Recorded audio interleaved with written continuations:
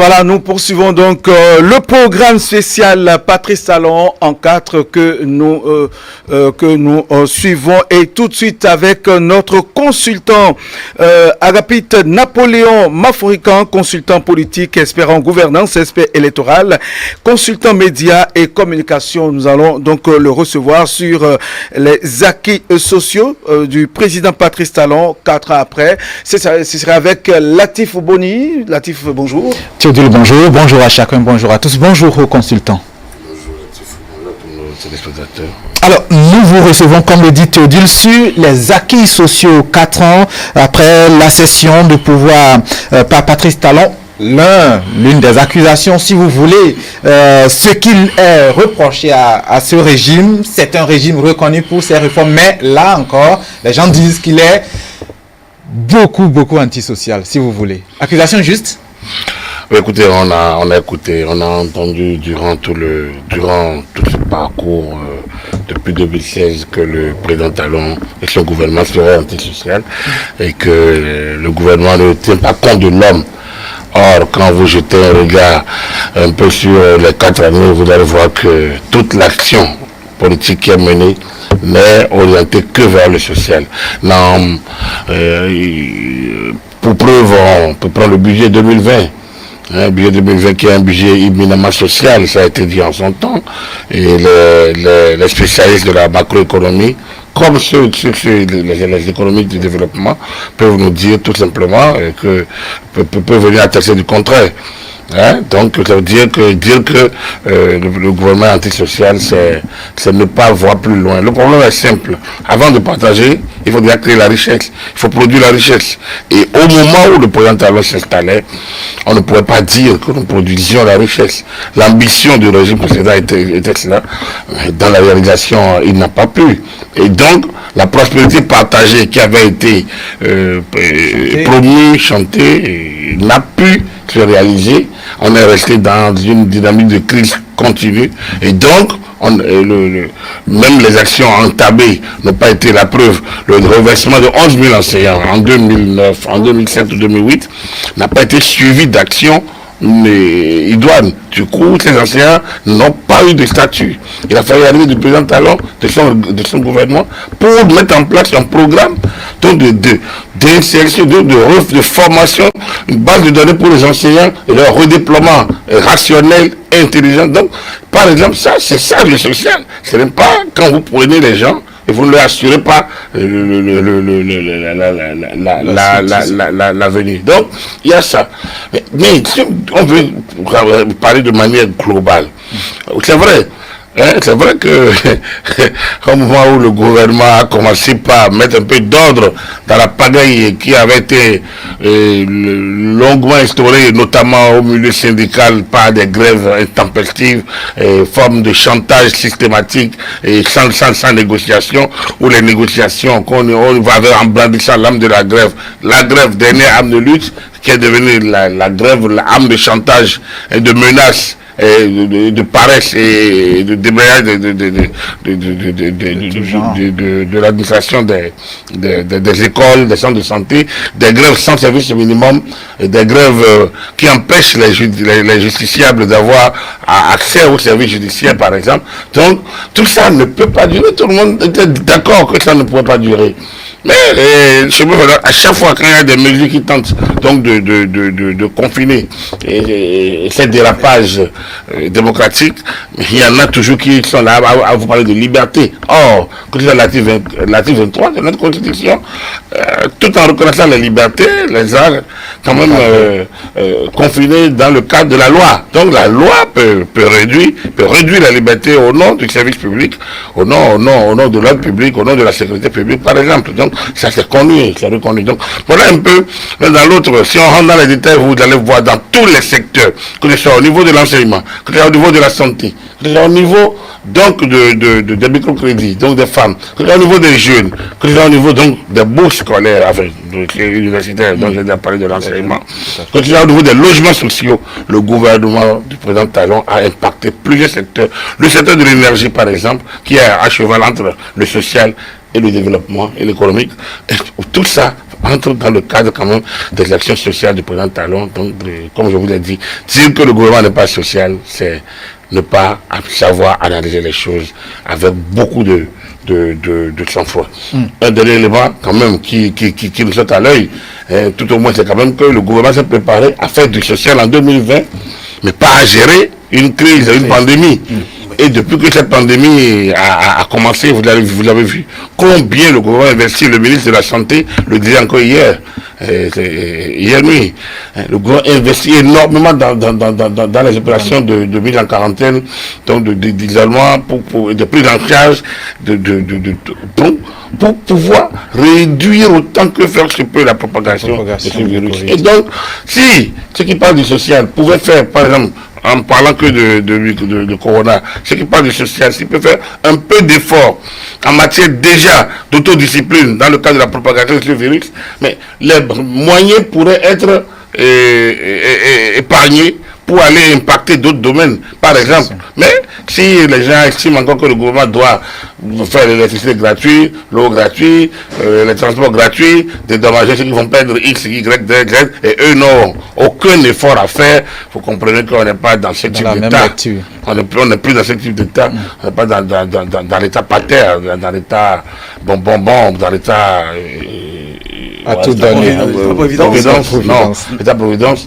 Pour partager la richesse, il faut déjà la créer. Je pense qu'il faut que chacun, et nous sommes chacun des vecteurs donc, de la création de richesse en faisant notre travail là où nous sommes employés. Vous avez fait un peu la transition en évoquant au premier point, bien évidemment, l'activisme syndical tel qu'il était vécu avant 2016. Les changements et comment en est-on arrivé quand même à réussir ces changements-là? Écoutez, je vais rester effectivement si vous voulez, parce qu'on va parler des changements, on en a parlé avec Jodie hier, beaucoup de réformes politiques. Mais les réformes politiques qui sont le socle de toute activité communautaire, sociale et de développement ne peuvent aller lorsque vous ne mettez pas, vous ne mettez pas de l'ordre dans l'action syndicale. Donc, il est évident que à partir du moment où le gouvernement a envie de réussir ces réformes, il doit mettre de l'ordre. C'est un peu ça, ce qui se passe au niveau du Covid-19. Je reviendrai toujours, quels que soient les moyens déployés par l'État. Si en face, les partenaires que nous sommes, les populations que nous sommes, nous ne nous disciplinons pas, mais le gouvernement va, une seule personne peut embraser tout le pays. Oui, mais c'est comme ça, une seule personne. Parce que justement, le système de contamination est tel que l'effet viral, comme on le dit, est très rapide, très rapide. Donc, de l'un, vous contaminez 5, les 5 contaminent à l'une journée ou même en une heure, je ne sais pas, 50 contaminent, et 250, et puis bon, du coup, on est parti pour des chiffres alarmants et donc pour la non-maîtrise désormais de la situation. Donc, c'est pour ça que chacun est appelé à faire beaucoup d'efforts. Donc, au niveau syndical, on a assisté depuis 1990 à une sorte de désordre tout simplement dans le secteur où les gens, c'est vrai, on peut dire que l'État n'a pas toujours fait ce qu'il devait faire, mais en face, les partenaires sociaux également, au lieu d'utiliser la grève comme la dernière arme, l'ont toujours utilisé comme plutôt l'ont brandi comme la première arme, l'arme un peu comme le chantage, le couperet sur la gorge donc de l'exécutif du gouvernement. Et déjà sur le terrain, on ne peut pas dire que les gens faisaient aussi très bien leur travail. Certains le font, mais d'autres ne le font pas. Donc il fallait clarifier. Et quand vous voyez des syndicalistes à la télé dire que non, nous on est content dans le secteur hospitalier par exemple que la grève se déroule sans service minimum, vous vous demandez mais est-ce que ces gens-là ont réellement prêté serment pour être des médecins, des agents de santé, en tout cas tout le secteur de santé. Quand on dit nous on est content, la grève se déroule très bien, on a dit à nous personne ne doit faire le service minimum. Partout la grève, il y a le service minimum, c'est le minimum attendu, et puis il y a les réquisitions. Donc l'action de réduction, de maîtrise des mouvements de grève est une action éminemment sociale. La preuve. Nos écoles sont devenues aujourd'hui belles, remplies, sérieuses. Elles ont toujours été en réalité les écoles publiques. Nos écoles publiques. Mais le fait que cette grève illimitée empêchait les années de se dérouler normalement, donc tout le monde préfère envoyer ses enfants dans le privé. Même les enseignants du privé envoient les enfants dans le privé pour leur donner la chance de finir les programmes. Même les grévistes du public envoyaient leurs propres enfants. Absolument, parce qu'ils savaient qu'ils sont préposés à cette basse besogne durant l'année parce que seul leur intérêt comptait. Donc, l'État avait le devoir donc de réguler. C'est son rôle dans tous les domaines. Il y avait aussi ce cheminement un peu insistueux entre syndicalisme et politique. Oui, évidemment, à partir du moment où, évidemment, on ne peut pas, dans l'histoire même du monde, dans l'histoire du syndicalisme, le passage, le lien n'est pas aussi étanche que ça. On peut, il n'est pas ici interdit. Mais non, mais les syndicalistes ne sont pas des partis politiques. Même si les responsables syndicaux sont des militants, le syndicalisme, c'est les questions sociales, hein, c'est les conditions de travail, les conditions d'existence. Donc, les syndicats doivent travailler devrait travailler, non pas à éditer des dogmes politiques, à faire changer les gouvernements, mais à partir avec l'opposition ou à contribuer à diaboliser le pouvoir en place. C'est pas leur rôle normalement. Les syndicats ont un cahier de doléances et le soumettent et avec le système de partenariat édité avec le gouvernement, les syndicats posent leurs problèmes et essayent de chercher satisfaction. Or, on s'est rendu compte effectivement que le lien, la collusion, l'association commune politique et syndicats sont devenus carrément la norme. On le voit dans l'Hexagone, mais ici on n'est pas dans l'Hexagone. Depuis la France a un niveau de développement que nous n'avons pas, une culture démocratique et politique que nous n'avons pas non plus.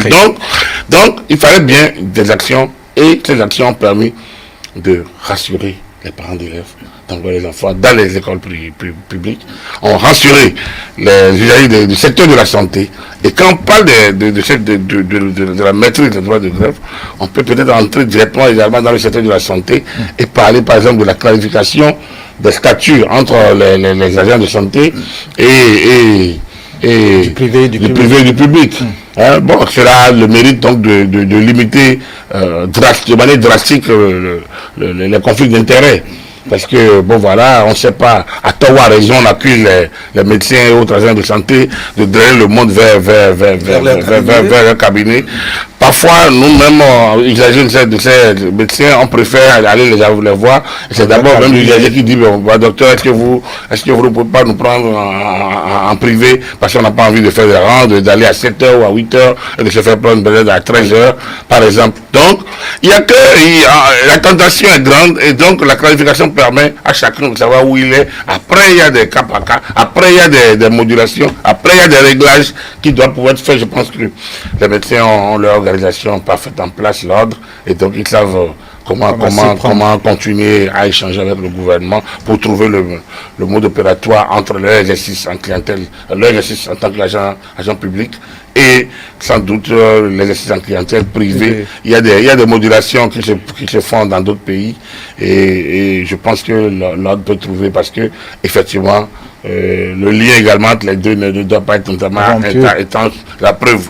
Nous sommes dans une situation de crise aujourd'hui qui mérite la mobilisation de beaucoup d'agents de santé. Je suis sûr que le gouvernement a un regard vers ce côté-là. Donc, voilà, par exemple, mais la clarification était nécessaire. Il fallait mettre fin au conflit d'intérêts permanent en la matière et ça a été une des actions nécessaires. Dans le même secteur, hein, si vous voulez, Théodule, c'est quand même aussi la fermeture ceux qui n'avaient pas les permissions, tout dans le même secteur. Oui, c'était le laxisme ambiant, le Bénin, sans loi ni foi. Donc là également, je pense que l'État est passé par là. Et d'ailleurs, beaucoup ne voient pas l'action sociale en la matière, mais quand vous allez dans des centres qui ne sont pas agréés, les parents qui ont eu de mauvaises aventures savent de quoi nous parlons, on ne va pas s'intéresser là-dessus. Mais quand vous ouvrez un établissement scolaire non autorisé, quand vous ouvrez un cabinet médical non autorisé, c'est la porte ouverte à des dérives dont les effets ne sont pas a priori maîtrisés par chacun. C'est des choses auxquelles il fallait mettre fin, que beaucoup de gouvernements tentaient en vain de le faire, et que heureusement Patrice Talon et son gouvernement ont réussi. Très bien. Alors, vous parlez de la maîtrise des grèves. Nous allons ouvrir une brèche vers l'éducation toujours, puisque là, les enseignants, on a compris, plus de grèves intempestives, vous l'avez dit à maintes reprises. Le président de la République a réussi à installer le Conseil national de l'éducation. Là aussi, c'est un exploit, n'est-ce pas? C'est plutôt dans la vision de faire beaucoup mieux. Le Conseil national de l'éducation existait, mais il a été reformé. Et avec une mission beaucoup mieux clarifiée, avec un mode de désignation des membres beaucoup plus assaini, et avec, je pense, qu'un mandat est très clairement défini. Donc je pense que désormais, comme on l'a dit, je pense que le président lui-même à l'installation, pense que désormais les trois heures d'enseignement doivent s'appuyer sur ce conseil, notamment pour la définition des orientations nationales générales et notamment pour les nominations à certains postes. D'ailleurs, tout récemment, certaines nominations ont été faites après consultation du Conseil national de l'éducation. Donc, le secteur n'est plus n'est plus la politisation à outrance au niveau de secteur. L'éducation dépasse les camps politiques. L'éducation dépasse les frontières. L'éducation, c'est quelque chose de... C'est l'avenir du pays. Et donc, un régime, c'est 5 ans, il renouvelle 5 ans en plus, et puis c'est terminé. L'éducation, c'est rien que l'enseignement primaire, c'est 6 ans déjà. Il faut ajouter les 7 ans de collège, dans le modèle classique que nous avons, je prends le modèle classique, ça vous fait 13 ans déjà. Donc ça dépasse déjà un mandat d'un homme qui peut faire 5 ans renouvelable une seule fois. Donc vous comprenez qu'il fallait mettre en place une structure non politique avec des praticiens du secteur, ceux qui ont fait leurs preuves ici et là et qui ont d'énormes années d'expérience devant eux. Voilà, et c'est ce que nous avons aujourd'hui en termes de Conseil national de l'éducation. Je ne dirais pas que l'équipe précédemment du professeur Ontonji c'était également une expérience, mais celle du professeur Noël Badidi, je pense qu'il a un mandat beaucoup plus clairement défini. Très bien. Alors, l'autre acquis social qu'on peut noter, c'est le projet H, assurance pour le renforcement du capital humain. C'est là aussi un projet très cher au président qui surveille, et on a des acquis déjà, des gens qui ont reçu les cartes. Absolument, et ça fait partie, heureusement, parce que, bon, mais on est en temps de Covid, sinon avant qu'un Quidam retrouve à se faire prendre en charge systématiquement. Il faut retourner au temps de la Révolution où la santé et l'éducation étaient absolument gratuites. Donc aujourd'hui, donc avec le projet H, des privés peuvent des gens, des étudiants, donc des pauvres, pour être peut-être générique, peuvent se faire prendre en charge selon les conditions définies, et beaucoup de centaines, en tout cas beaucoup ont déjà reçu au cours d'une cérémonie publique. Donc je pense que ça fait partie des éléments à opposer à ceux qui pensent que le président Talon ne fait pas du social. Je pense que c'est quand même important. Hein. Quatre volets abordés: assurance maladie, microcrédit, formation et assurance retraite. On n'est pas revenu sur le microcrédit. Je pense que la question du microcrédit, aujourd'hui, la question du microcrédit est une question essentielle. Je me rappelle sur le président Yahi, il y avait des gens qui estimaient que le microcrédit, c'est une manne, c'est officialiser le principe de la mendicité, c'est une injure aux bonnes dames, tout ça. Mais une étude informelle réalisée, en tout cas une étude faite par ces gens, leur a amené l'idée plus claire et la réflexion plus sereine. Ils se sont rendus compte qu'on ne peut pas se passer de microcrédit. Tout simplement parce que les bonnes dames manquaient du minimum. Ils sont obligés de dépendre de leur mari pour tout. À côté de nous, non, vous payez votre pote, vous pensez que ça suffit. Normalement, entrer dans les décomptes, vous vous rendez compte, mais on n'est pas là. On est plus loin, où la bonne dame a plein de personnes, a plein de bouches à nourrir, et le mec, il mène pas. Donc, elles ont besoin de s'autonomiser. Elles avaient besoin de s'autonomiser. Et les microcrédits les plus pauvres ont joué un grand rôle dans cette autonomisation. Le président, alors, à son arrivée, a pris sur lui, a pris l'évaluation. Donc, de réformer ce secteur de microcrédit et donc de lui donner, de l'adapter au contexte actuel. Je pense que c'était l'un des chevaux de bataille, notamment de la ministre, la précédente Bintou, Taro, voilà, donc qui a, à mon avis, je pense que sur ces 2 années passées à la tête du ministère, je pense qu'elle en a fait vraiment, ce fut carrément son cas de charge, même si elle a fait beaucoup d'autres choses. Celle qu'il a pris, la succédé, continue avec une ouverture sur d'autres secteurs. Donc, vous voyez, c'est-à-dire que si on va énumérer les secteurs donc où le gouvernement s'est manifesté en matière du social, on n'en finirait pas. On n'a pas parlé des logements sociaux, on n'a pas parlé des bourses, par exemple, des établissements supérieurs, on n'a pas parlé de la modernisation de l'enseignement secondaire, on n'a pas parlé donc de la base de données des enseignants, on n'a pas parlé de... Il y a beaucoup d'autres secteurs dont on peut évoquer pour que ceux qui sont encore introduits se rendent compte que on n'a pas parlé des cantines scolaires. Là, je pense vraiment qu'on se doit de battre un arrêt. Absolument, parce que 1514 écoles qui sont prises en compte. Plus de 350 000. Plus de 4 000 écoles. C'est pas nécessaire. Actuellement, on est pratiquement dans une dynamique de 15 milliards de francs CFA. De 12 à 14, 14 à 15. Et le nombre d'impactés, c'est plus de 100 000. Ça fait partie des éléments d'attractivité de l'école primaire aujourd'hui. En tout cas, si vous avez fait les écoles de village, si vous avez passé 10 km à atteindre votre école, si vous avez fait 5 km à atteindre votre école, si vous êtes resté à l'école le midi, sachant même pas comment manger, obligé de mettre du gari dans la poche, et avec du cuit ou bien de l'arachide, ou bien deux morceaux de sucre, vous allez comprendre ce que la cantine scolaire. Et la manière, vous savez, au départ, quand le gouvernement a tenté donc de relancer cette filière, il a retrouvé des enseignants indélicats pour empocher les vivres.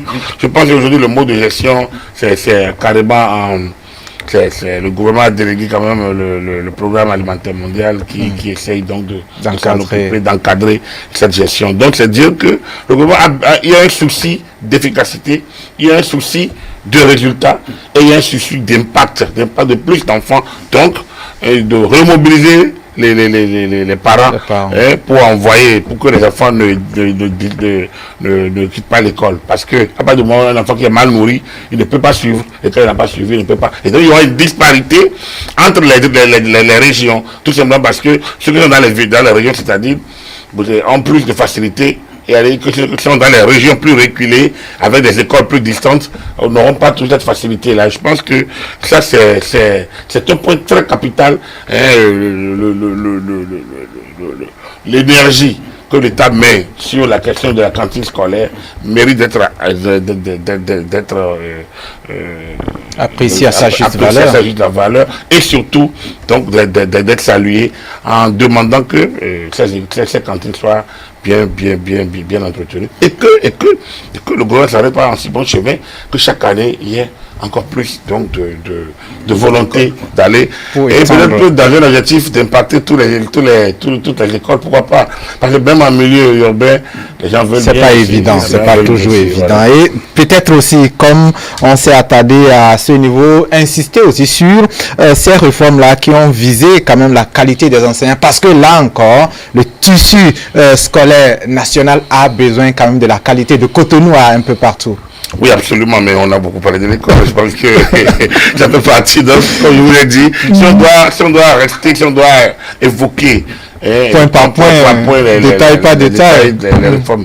Par exemple, il y a une réforme qui ne vous saute pas à l'œil, c'est par exemple des stades municipaux, des stades dans beaucoup de communes. Il y en a 22 autour. Voilà, dans beaucoup de communes, mais ça, on n'a l'air de rien. Mais est-ce que vous avez grandi au village? Est-ce que vous connaissez, si vous avez grandi au village, est-ce que vous avez joué du citron au niveau des voies publiques? Si vous avez joué au citron, enfin, le citron comme la balle, vous rendrez compte que c'est vraiment l'idée de ces stades et comment le sport rallie les peuples, comment le sport relie les communautés, comment le sport est très bien pour la santé publique. Et donc, quand j'évoque cette question, c'est question donc du stade dans des communes. C'est un très bon projet. Je pense d'ailleurs que j'ai lu 51% des travaux quelque part réalisés. J'ai lu ça d'ici là. Donc, c'est dire que, vous voyez, quand vous prenez n'importe quel domaine, je parlais des logements sociaux, et je parle de l'encadrement des prix des loyers, par exemple. On en a pas beaucoup parlé. Pourtant, dans ce Cotonou, dans nos grandes villes, ce que je passe avec le prix des loyers, mais c'est un petit bonheur, la poche.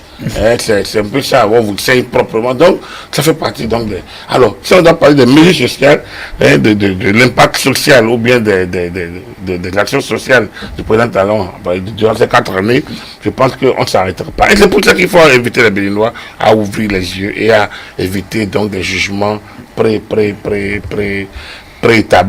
un peu des prêts à dire, des prêts à relayer. Donc, ces formules toutes classiques rédigées dans les laboratoires politiques et qui sont déversées dans le peuple. Voilà. Donc, je pense que 4 années, c'est 4 années de talent, 4 années du social. Oui. Alors, quand on a énuméré tout ça et qu'on sait même éviter d'aller dans les détails, on peut se poser une autre question, c'est quand même l'impact de la méthode Talon dans l'organisation sociale, dans la mentalité collective. Est-ce que, là encore, il y a quelque chose à dire? Oui, écoutez, si nous continuons beaucoup, on parlera beaucoup de talent, et les gens vont dire, mais écoutez, mais c'est quand même une équipe, c'est quand même un État, oui, mais écoutez, comme on le dit, telle est la locomotive, telle se comportent les wagons.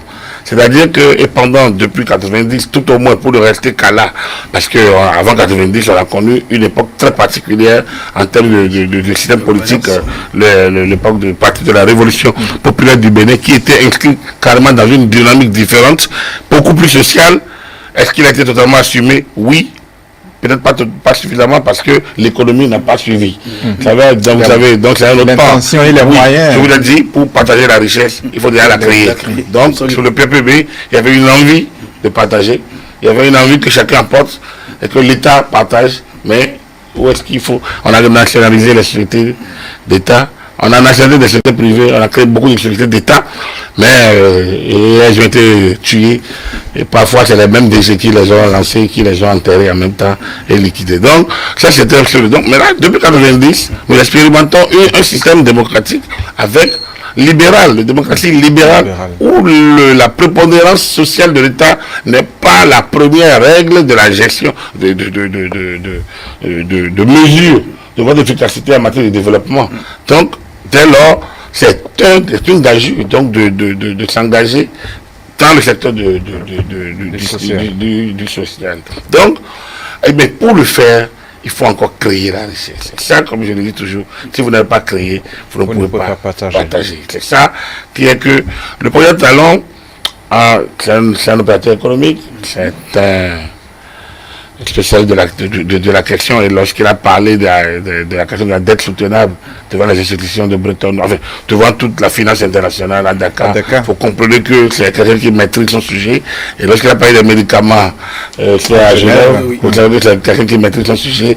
Et lorsqu'il, je pense qu'ailleurs il a parlé d'autres sujets, quand il parle des patrimoines et autres, vous voyez, c'est quelqu'un qui maîtrise son sujet. Donc lorsqu'on revient sur le terrain, effectivement, oui, sa méthode impacte le développement. C'est le chef de l'État, chef du gouvernement. Et dans le système institutionnel que nous l'avons, la vision du président de la République impacte le développement. Vous ne pouvez pas, c'est impossible. C'est lui d'abord, puisque notre constitution a fait du chef de l'État le chef du gouvernement. Et donc, il choisit ses ministres, donc il nomme les membres du gouvernement et il définit leurs attributions, il met fin à leurs fonctions. Ça veut dire que c'est lui qui dit dès lors que acte lui a donné de son serment, c'est lui qui dit ce qu'il veut, c'est lui qui nomme les gens qu'il veut, c'est lui qui définit. On peut vous nommer la relative aujourd'hui avec 10 attributions, et après vous remplacer en nommant 10 autres personnes qui prennent une partie de l'attribution. Ça, c'est le chef de l'État qui définit à quel moment il a besoin de nommer X à tel poste, de redéfinir tel poste, de redéfinir tel autre. Donc, naturellement, l'action qui se mène ne peut porter que sa griffe, puisque c'est à l'orientation qui donne à ses membres, à ses ministres, que c'est cette organisation-là que les ministres... Vous n'imaginez pas notre ministre des Affaires étrangères aller dire autre chose que pense notre président de la République. Vous ne pouvez pas dire au ministre des Affaires sociales ou au ministre de la fonction publique aller faire autre chose que le ministre que le chef d'État a pensé. D'où les conseils des ministres. Vous avez regardé hier, monsieur le ministre de la Santé dit, nous avons fait une vidéoconférence, parce que notre comité de s'est réuni, on a fait une vidéoconférence, et donc on a décidé d'un certain nombre de choses, voilà. C'est ça la gestion. Finalement, c'est vrai qu'on a occulté pas mal de choses, mais dans votre intervention, je me suis rappelé quand même que le secteur de la pharmacie aussi, en 4 ans, au niveau africain, quand même, le débat a pris une autre tournure, le secteur de la pharmacie. Vous savez qu'on ne peut pas, c'est pas encore le bilan de quinquennat. Je pense qu'il y a des voies plus outillées, des voies plus adaptées, des structures mieux orientées qui peuvent aller plus loin. Donc nous, on met un peu les idées à la place de nos populations. Nous essayons donc de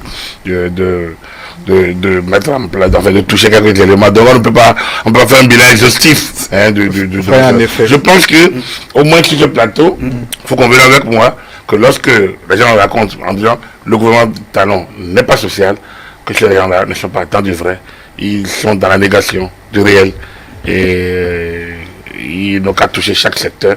Après ils vous sortiront des éléments du jardin. Oui, est-ce qu'il y a aucune réforme ne peut se faire sans un jardin? Il y a une cour, un jardin. C'est-à-dire qu'on ne peut pas faire d'omelette sans casser des œufs. Il y a toujours parfois des coûts. Il y a même des coûts sociaux à une politique sociale. Alors, donc, ces coûts-là, certains vont vouloir se lever en disant oui, voilà, et pourtant, il y a ici, moi, mon frère était en tel a été en Quand on va rentrer dans les détails des 12 millions de Béninois, je ne sais pas où est-ce qu'on irait. Lorsqu'on donne des adolescences à des gens qui en manquent, l'adolescence c'est votre fierté, c'est ça qui montre que vous existez. L'élément de l'existence. Vous êtes chez vous comme un étranger, mais vous n'êtes pas un étranger, vous êtes un apatride, vous n'avez pas de patrie, vous n'avez rien parce que vous n'avez pas la pièce qui fait de vous un citoyen d'un État. Et ça, le gouvernement Talon s'y est attelé et on a eu des gens qui ont commencé par recevoir voilà, on a dit que comme dans tous les secteurs possibles, quand vous dans tel secteur, on vous dira les actions sociales qui sont liées et c'est là que si on doit rentrer dans les détails, on ennuie nos téléspectateurs. Voilà, donc il faut voir. Alors donc, il faut retenir qu'ils n'ont aucune raison, les Béninois, 4 ans après, n'ont aucune raison de dire que le président Patrice Talon n'a pas fait du social. Donc il n'y a pas... Il a raison. La mauvaise foi. C'est une raison. Ou l'ignorance. L'ignorance ou la mauvaise foi. Alors quand on ignore, il faut s'abstenir de se prononcer. Quand il y a de mauvaise foi, personne ne peut vous changer. Merci à vous donc, rapide Napoléon Maforican. Je rappelle que vous êtes consultant politique, expert en gouvernance, expert électoral, consultant médias et communication. C'est avec vous que nous avons parlé des acquis sociaux du président Patrice Talon 4 ans après dans cette émission spéciale en 4 du président Patrice Talon. Je vous ai reçu avec mon collègue Latif Boni. Merci d'être resté avec nous.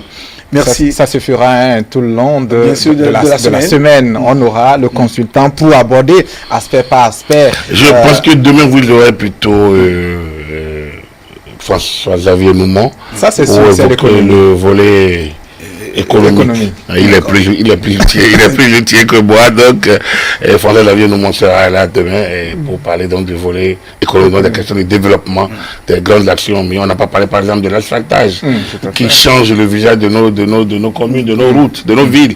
Et ça aussi c'est du social. Parce que quand vous prenez votre moto, vous roulez et ça fait pas les bruits des pavés. Les pavés qui étaient les bienvenus, faut surtout pas les dénigrer, mais l'asphaltage a encore beaucoup mieux, avec des routes bien bitumées ici et là. Je pense que circuler dans Cotonou aujourd'hui, marcher dans Cotonou est agréable aujourd'hui. On a vu la Belge, la Guinée. Ce n'était pas le cas il y a 30 ans, il y a 20 ans, il y a 10 ans. Donc voilà un peu. Je pense que on va peut-être faire le lien entre ces questions ces réformes et un peu le développement parce que il y a absolument un lien à faire. Voilà. Donc moi, avec plaisir, je vous retrouve, on se retrouve jeudi. Mais bon, il y a les plateaux du soir également. Oui. Merci donc à vous, Agapite Napoléon Maforican. Merci à tous les téléspectateurs vous qui nous suivez. Nous continuons le programme spécial juste après cette virgule.